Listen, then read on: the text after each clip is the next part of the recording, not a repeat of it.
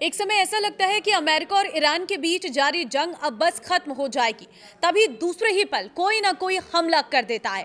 फिर एक बार जोरदार हमला हुआ है और इस बार यह हमला पूरी दुनिया पर भारी पड़ेगा। नमस्कार, मैं हूं आपके साथ ममता तिवारी और आप देख रहे हैं न्यूज 18 का डिजिटल प्लेटफॉर्म। अमेरिकी सेंट्रल कमांड सेंटकॉम ने दावा किया है कि ईरान ने कुछ ही घंटों में दूसरी बार कुवैत की तरफ हमले की कोशिश की है।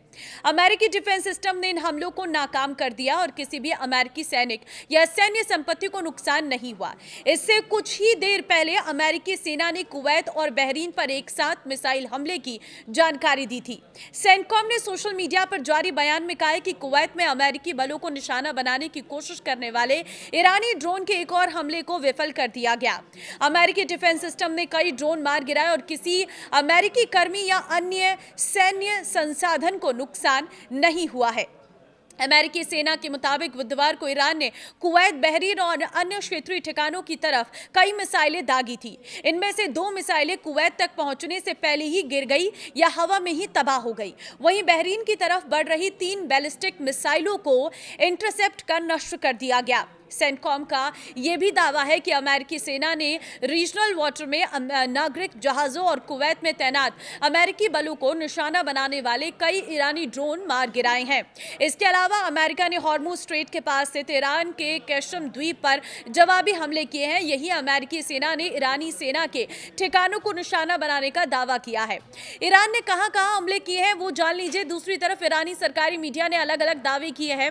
रिपोर्ट्स के मुताबिक ईरान के Islamic revolutionary guards corps IRGC ने बहरीन में स्थित अमेरिकी 5th फ्लीट और एक रीजनल एयरबेस और हेलीकॉप्टर्स को मिसाइलों और ड्रोन से निशाना बनाया है। इसमें जो है हिट किए जाने का दावा किया जा रहा था, जिसे अमेरिकी सेना ने एक फैक्ट चेक में खारिज कर दिया है। ईरान का कहना है कि यह कार्रवाई केशम द्वीप के दक्षिण में एक कम्युनिकेशन टावर पर अमेरिकी हमलों के जवाब में की गई है। यह घटना ऐसे समय में सामने आई है जब अमेरिका और ईरान के बीच युद्ध समाप्त होने को लेकर बातचीत चल रही है। पिछले सप्ताह दोनों पक्षों ने संकेत दिया था कि प्रारंभिक समझौते पर सहमति बन गई है, लेकिन अब तक उस पर औपचारिक हस्ताक्षर नहीं हुए हैं। ईरानी मीडिया का दावा है कि अमेरिका ईरान के बीच पिछले कई दिनों से कोई सीधा संपर्क नहीं हुआ। हालांकि अमेरिकी राष्ट्रपति डोनाल्ड ट्रंप ने इस दावे को खारिज करते हुए कहा कि बातचीत लगातार जारी है। ट्रंप ने सोशल मीडिया पोस्ट में लिखा है कि हमारे बीच बातचीत लगातार चल रही है। 4 दिन पहले, 3 दिन पहले, 2 दिन पहले, 1 दिन पहले और अन्य भी बातचीत आज भी जारी है।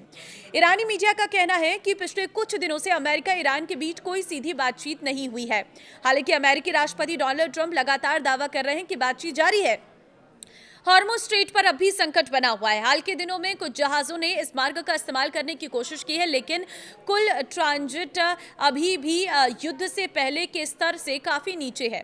दुनिया के तेल और गैस व्यापार का बड़ा हिस्सा इसी जलमार्ग से होकर गुजरता है, इसलिए यहां पैदा होने वाला कोई भी संकट सीधे वैश्विक ऊर्जा बाजार को प्रभावित करता है। तो अब क्योंकि एक बार फिर युद्ध का और भड़काऊ रूप देखने को मिल रहा है, ऐसे में अब क्या समाधान होगा ये दूर दूर तक नजर नहीं आ रहा है।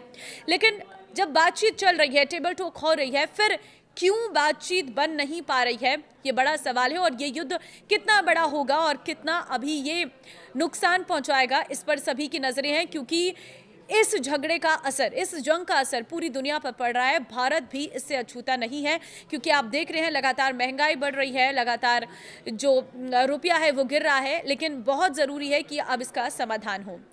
फिलहाल ये अपडेट है जंग को लेकर, इसे आप सबके साथ शेयर कर दें ताकि सभी लोग इससे अपडेट हो सके और हिसाब से खर्चा कर सके। नमस्कार।